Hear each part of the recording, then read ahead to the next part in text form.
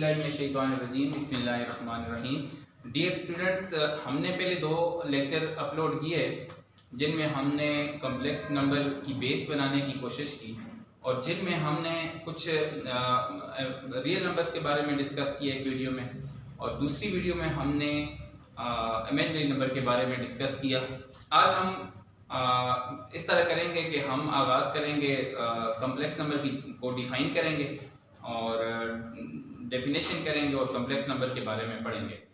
अब हम ये करते हैं कि पहले मैं थोड़ा रियल और इमेजिनरी को रिपीट कर लेता हूँ, क्योंकि 2 वीडियोस हमने कंसेक्टिवली जो है वो इन्हीं पे की हैं। तो रियल नंबर्स क्या हैं? रियल नंबर्स में हमने आसान बात ये की कि ऐसे नंबर जो नंबर लाइन पे रिप्रेजेंट किए जा सकें,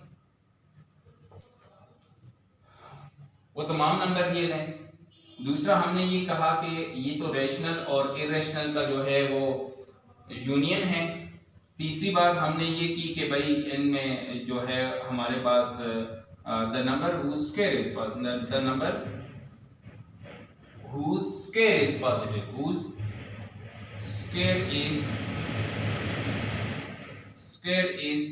positive। ये 3 बातें हमने की। अच्छा, कौन कौन से नंबर आते हैं? तमाम आपके पास फ्रैक्शंस आती हैं, इनमें फ्रैक्शंस एंड डेसिमल फ्रैक्शंस भी इसी में आती हैं, डेसिमल फ्रैक्शंस भी आती हैं। फिर हमने ये किया कि इसमें हमारे पास नेगेटिव नंबर आते हैं प्लस पॉजिटिव नंबर भी आते हैं, यानी नेगेटिव भी आएंगे पॉजिटिव नंबर भी आएंगे। पॉजिटिव इंक्लूडिंग जीरो को भी इंक्लूड करेंगे इसमें। अच्छा, इसमें हमारे पास सारे इनकम्प्लीट स्क्वायर्स भी आएंगे, √2, √3, √4, 4 नहीं 5, √6 और अप टू सो ऑन, यानी कि कंप्लीट स्क्वायर वाले नहीं, इनकम्प्लीट स्क्वायर्स वाले भी आ गए। अच्छा, इमेजिनरी में हमारे पास कौन से नंबर आ जाएंगे? इमेजिनरी के बारे में हमने ये पढ़ा कि the number which has iota as a factor, यानी कि पहली डेफिनेशन ये है कि the numbers which have iota as factor, iota और यहीं पे दूसरी भी कर देता हूं, √-1 as factor, यानी ऐसे नंबर हैं जिनमें आयोटा या √-1 जो है वो एज ए फैक्टर आ जाए। अच्छा, तो फिर हमारे पास ये इनमें कौन से नंबर हैं? और इसमें हमने कहा जी 3 आयोटा है, 4 आयोटा है, इसी तरीके से √-16 है। √-16 को हम √16 into √-1 लिख सकते हैं, विच इज ये जो बाहर आएगा तो ये this is 4 and this is iota हो जाएगा। तो ये हमारे पास तमाम रियल और इमेजिनरी नंबर को मैंने दोबारा से आपके लिए बयान कर दिया, ताकि हमारे पास ये कॉम्प्लेक्स नंबर को जरा समझना हमारे लिए आसान हो जाए। अब जो कॉम्प्लेक्स नंबर है इनको हम डिफाइन करना चाहें ना, तो 2 डेफिनेशंस इनकी मैं कर सकता हूं। The number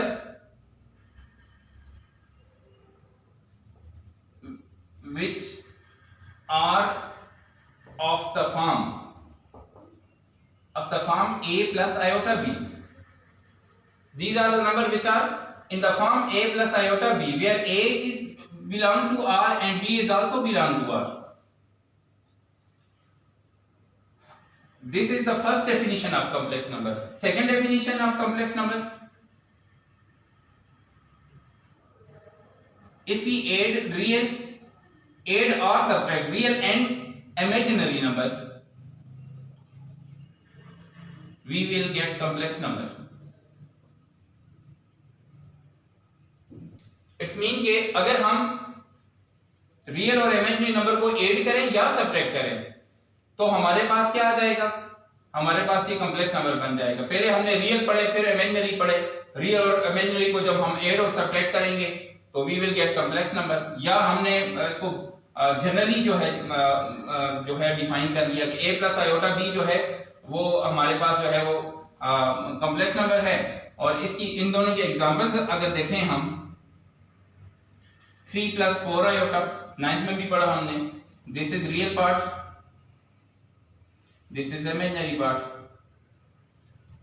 and we can observe that this is the sum of real and imaginary number. 3 + 4 iota we can represent it as z, complex number को हम z से रिप्रेजेंट कर सकते हैं। तो real plus imaginary, these are complex number. अब जरा इसको करते हैं हम, चूंकि हमने ये बात पढ़ ली कि भाई हमारे पास z जो है वो a + आयोटा b फॉर्म वाले नंबर हैं, तो जरा अब हम इसमें से ही हम ऐसा करते हैं कि इसको 3 कैटेगरीज में कर लेते हैं कि जब a 0 हुआ तो इसको हम क्या बोलेंगे, जब b 0 हुआ तो क्या हो जाएगा, अगर b ≠ 0 हुआ तो क्या हो जाएगा। जब a 0 हुआ तो मैं अगर यहां पे हाथ रख दूं, a 0 हुआ तो आपको सिर्फ इमेजिनरी नंबर नजर आ रहा है, तो it's mean this will be pure, जो है this will be pure imaginary number होगा, डेफिनेटली प्योर इमेजिनरी होगा। देखें सिर्फ आयोटा वाली फॉर्म वाला नंबर रह जाएगा। जैसे अगर 6 + 7 आयोटा है और अगर मैं 6 को खत्म कर दूं या मैं 0 कर दूं तो this will be z1 will be only pure imaginary number हो जाएगा। सिमिलरली अगर b 0 हो जाएगा, यहां पे b 0 हो जाए तो मैं हाथ रखता हूं तो b खत्म, पीछे क्या रह जाएगा, कॉम्प्लेक्स नंबर में सिर्फ आपके पास क्या रह जाएगा, सिर्फ रियल नंबर रह जाएगा। दिस विल बी हमारे पास क्या हो जाएगा, प्योर रियल नंबर रह जाएगा। अच्छा, प्योर रियल की एग्जांपल, इसको मैं z2 से रिप्रेजेंट कर लेता हूं। अगर मैं z2 से रिप्रेजेंट करता हूं तो नंबर क्या बनेगा मेरे पास, अब इसकी जगह मैं लिखता हूं 6 + 0 आयोटा और सिंपली 6, या मैं z1 को भी तो ऐसे ही लिख सकता हूं 7 आयोटा। तो ये प्योरली इमेजिनरी नंबर है, this is pure real number है। 6 हमने रियल नंबर पे बहुत हमने ये किया, क्या कहते हैं, सैर हासिल गुफ्तगू की कि भाई z2 जो 6 है तो 6 हमारे पास रेशनल में आता है और रेशनल जो है वो आपके पास रियल में आता है, 6 इज अ रियल नंबर। अब b is not equal to 0 तो ये सिर्फ इमेजिनरी नंबर होगा। इमेजिनरी नंबर के लिए जरूरी है कि b नॉट इक्वल टू 0 हो। तो अब मैं अगर इसको लिखूं तो कैसे लिख सकता हूं, जैसे मेरे पास 3 आयोटा भी इसी में आता है, 6 + 7 आयोटा भी इसी में आता है, प्योर ये सिर्फ इमेजिनरी में आएगा क्योंकि इसमें ये कंडीशन नहीं है। कंडीशन ये है कि b नहीं 0 होना चाहिए। अगर b नहीं 0, इसमें भी b नहीं 0, इसमें भी b नहीं 0, तो हमारे पास b 0 ना हो तो ऐसे नंबर को हम सिर्फ इमेजिनरी बोलेंगे। अब कुछ ऐसी बातें हैं जिनको मतलब कुछ हम जनरल रिजल्ट्स पे पहुंचते हैं। ये जो स्टार वाले मेरे पॉइंट होते हैं ना, ये जनरल रिजल्ट होते हैं। अब क्या कहते हैं, एवरी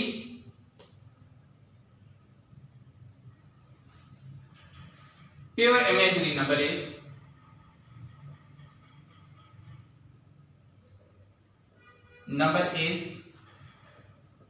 आल्सो क्या हो जाएगा, sorry, every pure imaginary number is also imaginary number।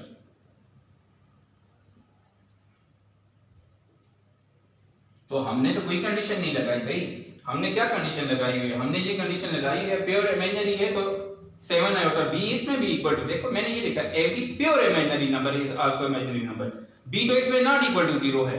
अगर b is not equal to 0 है तो हमने ये कहा जिसमें b नॉट इक्वल टू 0 है, इसका मतलब है कि ये जो प्योर इमेजिनरी है ये सिर्फ इमेजिनरी नंबर भी होगा। अच्छा, ठीक हो गई वाली बात। अब दूसरी बात हमने ये की, क्या हमारे पास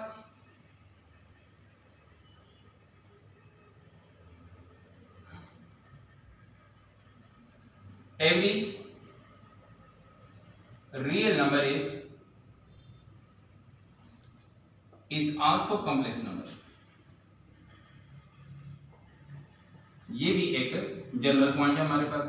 हर रियल को जो है ना, जैसे मैं कहता हूं ना कि √2 जो है ये हमारे पास एक रियल नंबर है, तो +0 आयोटा करके तो मैंने तो a और b की के लिए यही शर्त लगाई है कि ए भी बिलोंग करे आर को और बी भी बिलोंग करे आर को। क्या ये बी जो है वो रियल नंबर में नहीं है? जीरो एक रियल नंबर है ना, तो इसका मतलब ये हुआ कि हर जो रियल नंबर है वो कॉम्प्लेक्स नंबर भी हुआ। अच्छा, अगर कॉम्प्लेक्स नंबर भी है तो फिर तो मैं एक और नतीजे पे पहुंच गया कि कॉम्प्लेक्स जो है वो a प्लस आयोटा b, इसको मैंने यहाँ c से रिप्रेजेंट कर दिया, तो मैं ऐसा करता हूँ, चलो z से ही कर लेता हूँ। इसी में हमारे पास रियल नंबर आ जाएंगे, इसी में रियल आएंगे क्योंकि a इसमें रियल पार्ट है, विच इज हमने जिसको a का नाम दिया है। इसी में मेरे पास रेशनल आएंगे और इसी में मेरे पास इरेशनल आएंगे। इरेशनल में मेरे पास क्या है? रियल, और इसी में मेरे पास यहाँ पे मेरे पास ये इमेजिनरी नंबर भी आएंगे, इमेजिनरी भी, यहाँ पे इमेजिनरी भी आएंगे।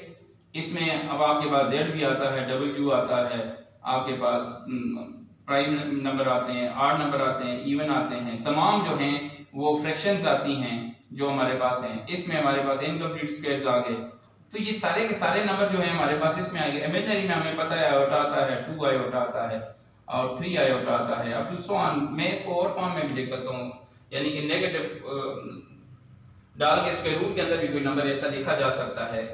इसका मतलब ये हुआ कि सबसे बड़ा सेट जो है, यानी कि हमने मैट्रिक तक तो ये बात पढ़ी कि भाई हमारे पास जो सबसे बड़ा सेट है वो रियल है, क्योंकि वो सारे जितने नंबर भी हम जो पढ़ते हैं तो वो उनमें इंक्लूड होते हैं। अब हमारे पास आ गया भाई कि हर जो रियल नंबर है वो कॉम्प्लेक्स नंबर भी है, कॉम्प्लेक्स सबसे बड़ा सेट है कॉम्प्लेक्स।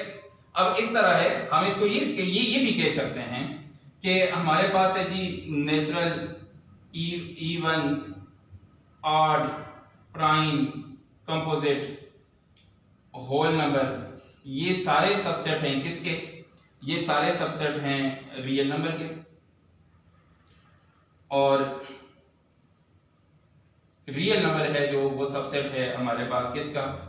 ये कॉम्प्लेक्स नंबर का। इसी में ये आपके पास इरेशनल भी जितने नंबर हैं, यानी कि क्यों, इसको क्यों बार लिख लेता हूं मैं ऐसे कि, बल्कि इन सब को भी मैं अगर लिखना चाहूं तो ये सारे का सारा मैं इसको क्यों लिखूं, इसी में मैं सारे इंक्लूड कर लेता हूं। बल्कि इस तरह होना चाहिए था, बल्कि मैं इसको इस तरह करता हूं कि मैं अगर क्यू लिखता हूं और यहीं पे क्यू बार लिखता हूं तो ये सारे के सारे सबसेट है रियल नंबर के। रियल नंबर जो है वो सबसेट है किसका? कॉम्प्लेक्स नंबर का। तो ये हमारे पास इस तरह की सूरत हाल भी बन जाएगी कि हर जो रियल नंबर है वो हमारे पास कॉम्प्लेक्स नंबर भी होगा। अच्छा, फिर एक और पॉइंट मेरे ज़हन में भी ये आ रहा है,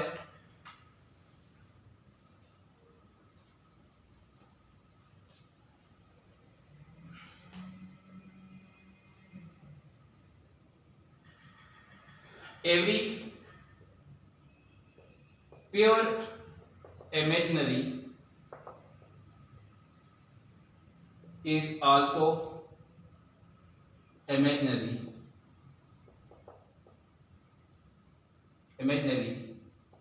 except 0। अब 0 को कैसे? इस नंबर के अलावा 0 प्लस अगर 0 आयोटा लिखता हूं तो ये प्योर इमेजिनरी में ये इज इमेजिनरी एक्सेप्ट 0 जो है वो हमारे पास आ जाए, अगर 0 कॉम्प्लेक्स नंबर आ जाए। यस, अब देखें यहां पे हमारे पास क्या है, यहां a 0 है, तो क्या ये प्योर इमेजिनरी है? बिल्कुल है, प्योर इमेजिनरी तो है, लेकिन इमेजिनरी नहीं है क्योंकि इमेजिनरी के लिए हमारे पास b is not equal to 0 होना जरूरी है।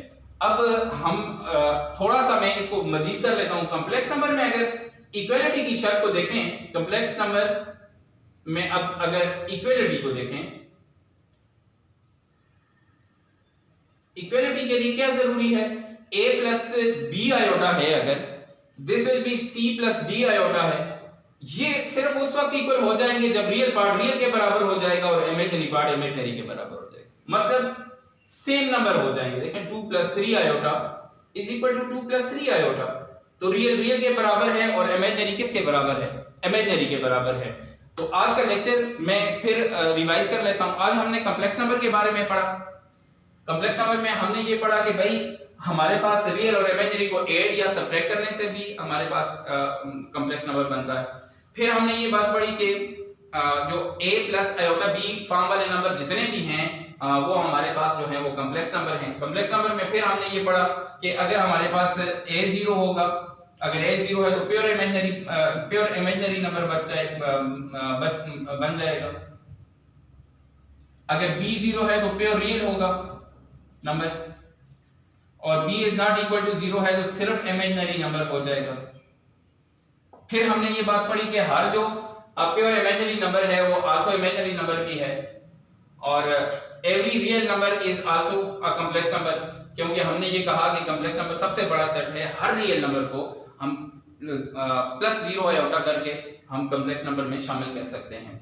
Every pure imaginary is also imaginary except जो है वो 0। तो देखें a इसमें ये कंडीशन पूरी करता है, a 0 है, बट जो 0 आयोटा है ना तो उसमें हमने a जब 0 हुआ तो वो प्योर इमेजिनरी में चला जाएगा, क्योंकि ये कंडीशन उसमें हमने लगा दी। But it is not an imaginary number, ये इमेजिनरी नंबर नहीं है, क्योंकि इमेजिनरी के लिए हमने b is not equal to 0 की कंडीशन लगाई हुई है। अब दो नंबर की इक्वलिटी के बारे में हमने कहा, a प्लस b आयोटा और c प्लस d आयोटा, तो अब ये उस सूरत में इक्वल हो सकते हैं जब रियल पार्ट रियल के इक्वल हो जाए और इमेजिनरी पार्ट इमेजिनरी के इक्वल हो जाए। और आज के होमवर्क की तरफ बढ़ते हैं। होमवर्क आपने पता है क्या करना है? होमवर्क आपने ये करना है कि एटलीस्ट आपने जो है 5 एग्जांपल लिखनी है प्योर रियल की, प्योर इमेजिनरी की और ओनली इमेजिनरी की भी लिखते हैं। ओनली इमेजिनरी की भी आपने 5-5 एग्जांपल लिखनी है, लिख के मुझे जो है वो जो है पिक सेंड कर लेनी है। और आई होप सो कि आज का लेक्चर जो है वो आपको समझ आया होगा। अगर कोई कहीं पे आपको ये लग रहा हो कि कोई मसला आता है या आपकी कंफ्यूजन है तो आप वॉइस मैसेज सेंड कर सकते हैं, तो मुझे आंसर करके बहुत खुशी होगी। और कमेंट ज़रूर कीजिएगा कि आपको लेक्चर कैसा लगा। और अल्लाह हाफ़िज़, और अपना बहुत सारा ख्याल रखिए, और वीडियो को शुरू से लेकर आखिर तक बहुत तवज्जो के साथ देखना है। बहुत शुक्रिया। अल्लाह हाफ़िज़।